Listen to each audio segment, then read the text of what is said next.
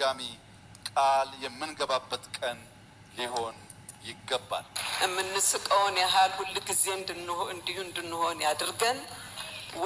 ወንድሙ ላይ መነሳት ለማንም ሀገር ኩራት አይደለም፣ አንገት የሚያስደፋ ነው። ተማሪ በነበርኩበት ጊዜ ኢትዮጵያን ውጭ ለመወከል በነበረኝ ትልቅ እድሎች ሲያኮራኝ የነበረው ስለ አድዋ ስናገር ነው። ሲያኮራን የነበረው ሌሎች አያቶቻችን በሰሩት ነው። እኛ ገድል ሰርተን ማለፍ አለብን። ይሄ በፍጹም የማይመጥን ነው። ለዚህ እንግዲህ መፍትሄው ይታወቃል። ሁላችንም ልቦና ገዝተን ተነጋግረን አገሪቱን ወደፊት ማራመድ ነው። እንግዲህ ካሉበት አስነስተን ዳግማዊ አፄ ምኒልክ የኢትዮጵያ መሪ የነበሩ ለዚህ ያበቁ እሳቸውን ለዚህ ኦዲየንስ እና ለመላ ሀገራችን ሕዝብ ንግግር እንዲያደርጉ በአክብሮት ጋብዛለሁ።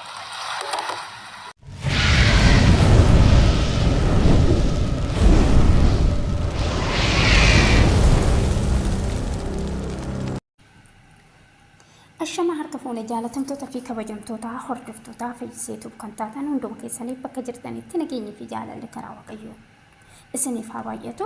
Har'ammoo viidiyoo bira qabadhe isinii dhiyaadhee jira. Hanga dhuma viidiyoo kiyyaatitti na wajjin turaadha. Viidiyoo kiyya ishee laayik gochuu hin dagatinaadha.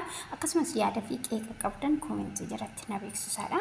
Egaa viidiyoon har'a qabadhe isinii dhiyaadhe akkuma jalqaba irratti argitan sammuna kana guyyaa kaleessatirraa eegalee eebbaa Adawaatu ture magaalaa Finfinnee keessatti Itoophiyaa keessatti jechuudha. Egaa eebbi Adawaa haala seera qabeessatiin Adawaan bakka seenaa hedduu qabudha. Akkasumas ijaarsa teekinooloojiitiin wal qabatee haala bareedaa ta'een haala Itoophiyaa bareechuun kan ijaaramedha. Baay'ee kan nama gammachiisu, baay'ee kan hundi keenya itti gammanne. Haa ta'u malee jechuudha eebba piroojeektii Adawaa irratti Dr. Abiy Ahmad akkasumas kantiibaan magaalaa Finfinnee kan taate jechuudha. Isaan kun hundumtuu irratti hirmaatanii haala kanaan Adawaa bareechanii argamsiisanii jiranii. Haa ta'u malee Adaanach Abeebee asirratti hojii dinqaa hojjettee dhugaa baay'ee galateeffamuu qabdi. Dr. Abiy illee Adaanach Abeebee galateeffatee jira. Dhugaa dubbachuudhaaf Adaanach Abeebee asirratti hojii baay'ee hojjette. Kanaafuu galatuumi hin jedhina biraan darbinaadha. Haa ta'u malee dhumarratti jechuudha Dr. Abiy pirezidaantii Saahilewarqiin yaada Minilik du'aa ka'ee akka dubbatu akka dabarsitu ishee affeere jechuudha. Akka isheen dabarsituuf ishee affeere jechuudha Dr. Abiy. Haa ta'u malee dubbiin sorgoo fi sookoo qabdi jechuun gootota hedduutu achi keessa jira. Seenaa hedduu Adawaan kaa seenaa hedduu bakkee wallafeewwan gootota hedduutu achi. Okay gaa'inni walumaa galattan fardi abbaaf deebi'uu qaba. Inni dhaloonni hin deeffata baay'ee. Anaaf sirratti hin ta'in malee inni waan hin oolle beektaa waan amma Ameerikaa kana keessatti ta'aa jiru beektaami. Biyya qaroomte biyya guddatte yakkamaa beeki. Minilik siif yakkamaa moo yakkamaa? Oh my God, oh my God. Inni reeffaa miirammaa ekeraadhanni kana na godheeredhe soobaan si himata nama lubbuudhaan hin jirre. Aannolee irratti kana godheera, calanqoo irratti kana godheera. Gaafa amma waa'ee Adwaa faana wal qabate ulfajjeesaa jira beektaami.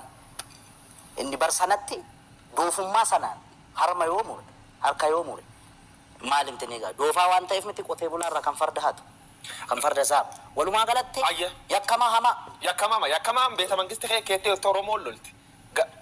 Wanni isa khasiidaan isa beeta mangisto kan palaas mootummaa keet kaasuun akkamitti ilaaltate? Imma maltee fi wanni sun rifadheera. Maaliif seete tokkoffaa ekeraa achi keessatti yaadannoo ekeraayyuu gochuun sirrii miti nama antini na yaadda'aaf wanni maaliif seete warra achi keessatti suurri isaanii bocame hundi garaagarummaa amma uumame sabaaf sablammii biyyattii kana keessatti roorroon ammallee Egaa asumaan itti fufee oduuwwan dabalataa kanaan isin dhageessisu ta'a. Haalli Maqaadishootti raawwatameen qondaalonni Arabii Imaraatii fi Bahariin ajjeefamanii jiru. Haalli kaampaanii waraanaa magaalaa gurguddoo Somaaliyaa fi Maqaadishootti raawwatameen qondaalonni yuunitii Arabii Imaraatii fi Baharii dabalatee qondaalonni waraanaa 5 ajjeefamuun isaa ibsamee jira. Haalli har'a sa'aatii booda raawwatame kanaanis qondaalonni waraana yuunit raabii sadii fi bahareen tokkoo fi Somaaliyaa tokko dabalatee yoo xiqqaate namoonni 5 ajjeefamuun himamee jira.